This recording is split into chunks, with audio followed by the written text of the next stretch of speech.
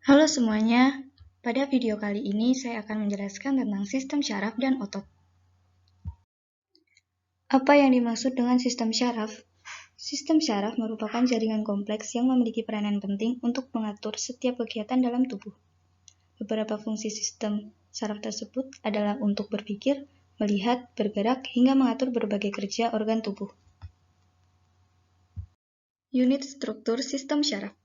Struktur sistem syaraf terdiri dari neuron dan sinapsis. Neuron terdiri dari dendrites, body cell, nukleus, akson, selubung myelin, dan terminal sinaptik. Sedangkan pada sinapsis terdiri dari sinaps, postsynaptic cell, dan presynaptic cell. Struktur neuron. Yang pertama adalah dendrit. Dendrit itu adalah yang bentuknya mirip akar, yang merupakan percabangan dari badan sel dan berfungsi untuk menerima atau menghantarkan rangsangan dari dan ke badan sel. Yang kedua, ada nukleus dan badan sel. Badan sel merupakan bagian terbesar dari sel syaraf yang mengandung banyak komponen penting. Di dalam badan sel terdapat sitoplasma, nukleus, dan nukleolus. Tugas badan sel menerima rangsangan dari dendrit, kemudian meneruskan rangsangan tersebut ke akson. Yang ketiga ada akson. Akson merupakan serabut sel syaraf panjang yang terlihat seperti penjuluran badan sel. Berperan dalam menghantarkan impuls dari badan sel menuju efektor seperti sel otot dan kelenjar. Akson dibungkus oleh sebuah selaput yang disebut dengan selaput myelin. Selaput myelin ialah selaput pembungkus neurit yang mengandung lemak dan bersegmen-segmen. Fungsinya adalah untuk melindungi sel syaraf dari kerusakan dan mencegah kebocoran impuls, serta mempercepat hantaran impuls. Dan selanjutnya ada sel schwann. Ialah sel yang mengelilingi selubung myelin. Fungsinya adalah untuk mempercepat jalannya impuls. Lalu ada nodus Ranvier. Nodus Ranvier adalah bagian antara segmen selubung myelin. Berfungsi sebagai loncatan impuls syaraf agar sampai lebih cepat ke tempat tujuan.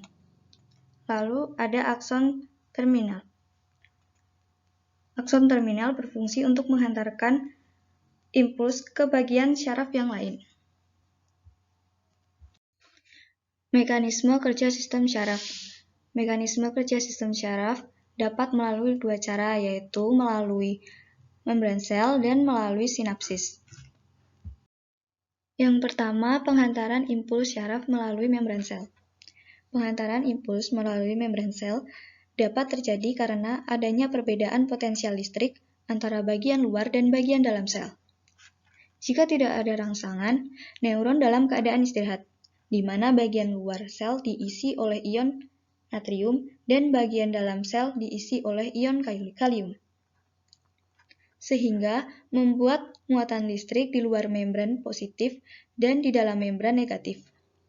Keadaan tersebut disebut polarisasi. Kemudian, ketika neuron dirangsang dengan kuat, permeabilitas membran plasma terhadap ion Na+ berubah meningkat.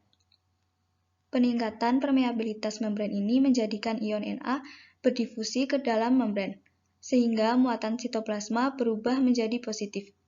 Fase ini dinamakan depolarisasi atau potensial aksi.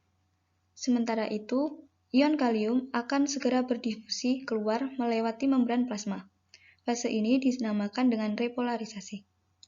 Perbedaan muatan pada bagian yang mengalami polarisasi dan depolarisasi akan menimbulkan arus listrik. Nah, kondisi depolarisasi ini akan berlangsung secara terus-menerus sehingga menyebabkan arus listrik. Dengan demikian, impuls syaraf akan terhantar sepanjang akson. Setelah impuls terhantar, bagian yang mengalami depolarisasi akan mengalami fase istirahat kembali dan tidak ada impuls yang lewat. Waktu pemberian ini dinamakan fase refraktori atau undershoot.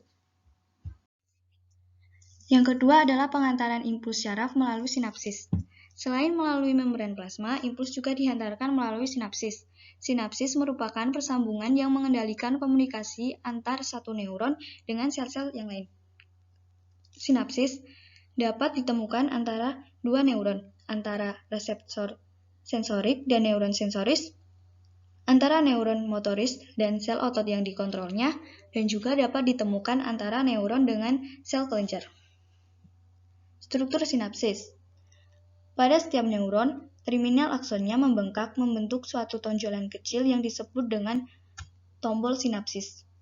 Permukaan membran tombol sinapsis ini dinamakan membran prasinapsis yang menghantarkan impuls dari terminal sinapsis menuju dendrit atau badan sel berikutnya.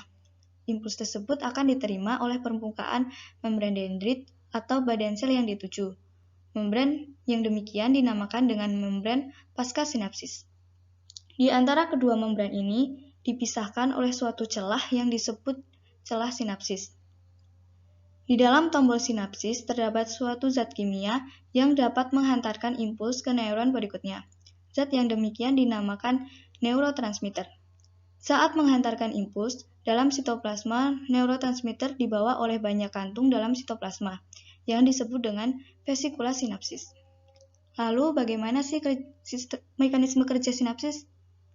Apabila impuls sampai pada tombol sinapsis, segera neuron mengirimkan neurotransmitter. Selanjutnya, neurotransmitter dibawa oleh vesikula sinapsis menuju membran prasinapsis. Kedatangan impuls tersebut membuat permeabilitas membran prasinapsis terhadap ion Ca2+ meningkat atau terjadi depolarisasi. Sehingga ion Ca2+ masuk dan merangsang vesikula sinapsis untuk menyatu dengan membran prasinapsis. Bersama dengan kejadian tersebut, neurotransmitter dilepaskan ke dalam celah sinapsis melalui eksositosis. Dari celah sinapsis, neurotransmitter ini berdifusi menuju membran pasca sinapsis. Setelah impuls dikirim, membran pasca sinapsis akan mengeluarkan enzim untuk menghidrolisis neurotransmitter. Oleh vesikula sinapsis, hasil hidrolisis akan disimpan sehingga sewaktu-waktu bisa digunakan kembali. Sistem otot. Berikut merupakan bagian dari struktur otot. Otot itu terdiri atas kumpulan serabut otot. Serabut otot terdiri dari sel yang berbentuk silindris yang mempunyai banyak inti. Otot akan berkontraksi atau berelaksasi jika menerima sinyal dari sistem syaraf. Pertukaran sinyal terjadi ketika synaptic bulb dari akson terminal terhubung dengan serabut otot.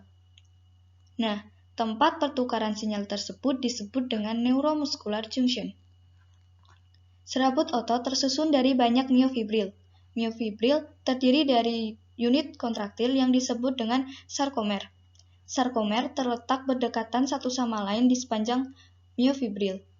Setiap sarkomer terdiri dari filamen tipis dan tebal yang berselang-seling. Filamen tebal disebut dengan miosin, yang berada di tengah sarkomer, sedangkan filamen tipis terdiri dari protein aktin. Otot akan berkontraksi ketika filamen tersebut berhimpitan satu sama lain. Inisiasi kontraksi otot. Kontraksi dimulai ketika ikatan ATP dihidrolisis menjadi ADP dan fosfat. Hal tersebut membuat kepala miosin tegak dan dapat berikatan dengan binding site aktin, membentuk crossbraid. Aksi tersebut disebut power stroke. Hal tersebut dapat memicu filamen miosin bisa mendorong filamen aktin, sehingga sarkomer memendek. ADP dan fosfat akan terlepas selama power stroke. Miosin masih tetap berlekatan dengan aktin, hingga terdapat molekul ATP baru. Miosin yang bebas akan menuju siklus lainnya untuk melakukan kontraksi kembali, atau tidak berlekatan untuk menunjukkan otot berelaksasi. Sekian video dari saya, terima kasih.